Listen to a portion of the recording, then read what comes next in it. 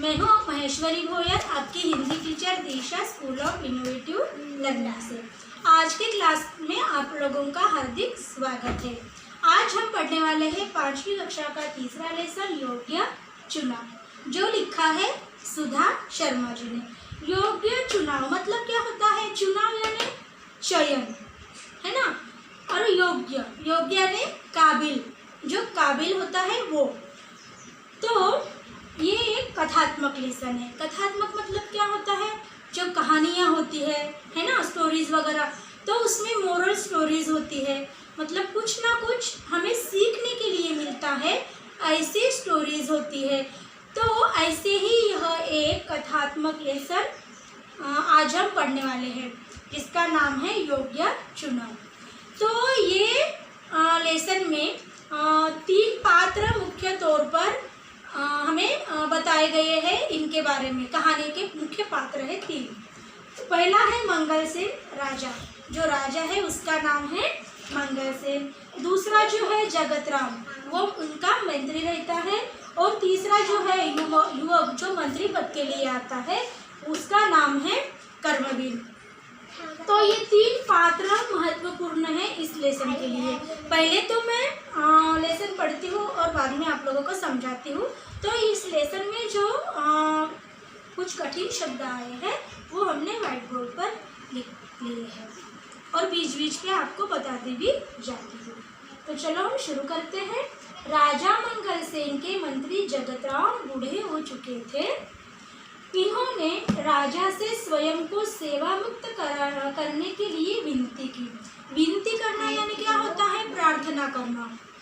जगतराम और मंगल सेन, देखो राजा मंगल सेन है और मंत्री कौन है? जगतराम।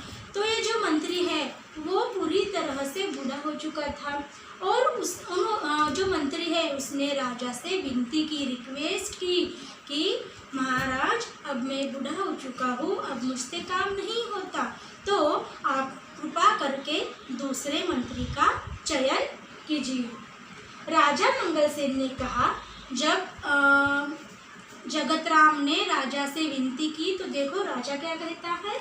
आप पहले अपने जैसे सेवाभावी, परोपकारी और ईमानदार मंत्री का चुनाव कर लीजिए। तो राजा क्या कहता है? देखो ठीक है, राजा ने तो उनकी विनती जो है मान्य कर ली, एक्सेप्ट कर ली, लेकिन उनका कहना है कि मैं तभी तुम्हें सेवानिवृत्त कर दूंगा जब तुम अपने जैसा सेवाभावी, ईमानदार, सेवाभावी यानी मन से सेवा करने वाला, ईमानदार जो कभी झूठ नहीं बोलता, प्रामाणिकता से काम करता है, वो अपने ही जैसा मंत्री का चुनाव करोगे, तभी मैं तुम्हें सेवा मुक्त करूंगा। ऐसे किसने कहा? राजा मंगल सेन ने कहा। जगतराम ने आदेश दिया। आदेश देना, आज्ञा। राज्य में ढिंढोरा पिटवा दो कि राज्य के नए मंत्री का चयन अगले गुरुवार को किया जाएगा। इस पद के इच्छुक 11 बजे राज दरबार में पहुंचे।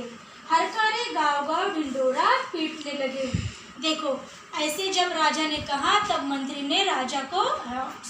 मंत्री ने सिपाहियों को आदेश दे दिया कि ढिंढोरा पिटवा दो। ढिंढोरा दवंडी, जो ऐसे कुछ ना कुछ ऐसे बजाते हुए गांव भर जो घोषणा है वो करते हैं, वो हुई ढिंढोरा दवंडी।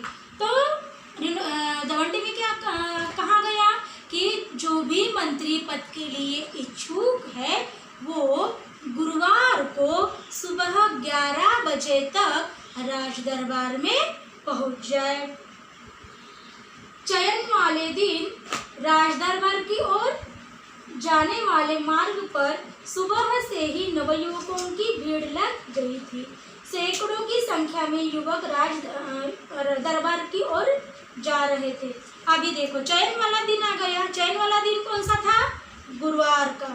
तो गुरुवार आ गया और जब गुरुवार आ गया तो जो मेन रास्ता था, मुख्य रास्ता था राज दरबार में जाने का, वहाँ पे बहुत सारी भीड़ लगी थी। कैसे भीड़ लगी होगी?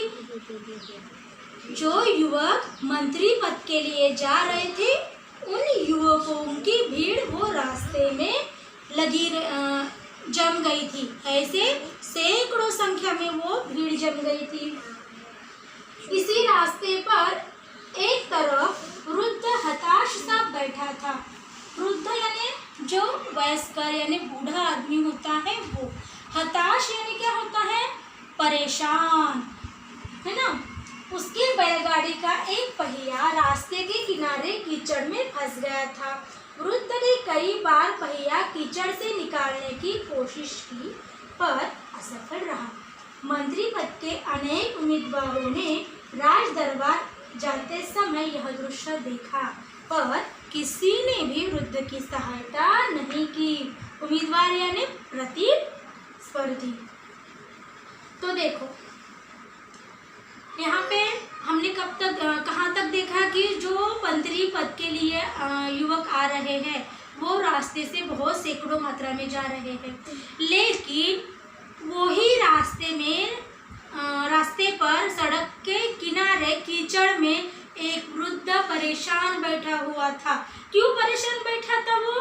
क्योंकि उसकी बैलगाड़ी का एक पहिया है जो वो कीचड़ में फंस चुका था, वो उससे निकल नहीं रहा था, इसीलिए वो बहुत परेशान होकर हताश बैठा हुआ था। लेकिन देखो जो मंत्री पद के लिए राज दरबार जा रहे हैं जो युवक, उनमें से किसी ने भी वो वृद्ध के ऊपर ध्यान नहीं दिया और जाकर उनसे पूछा भी नहीं कि भाई क्या हुआ, आप ऐसे क्यों बैठे हो, ऐसे किसी ने भी उनसे कुछ भी पूछा नहीं कि जबकि वो वृद्ध सबको दिखा। सबने अनदेखा करते हुए सभी लोग राज दरबार में जा पहुँचे और वृद्ध की किसी ने भी सहायता नहीं की।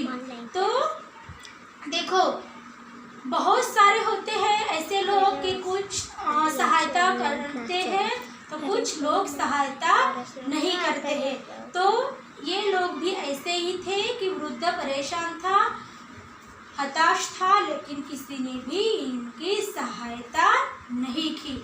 जो अगला लेसन है वो हम नेक्स्ट वीडियो में देखते हैं। ठीक है।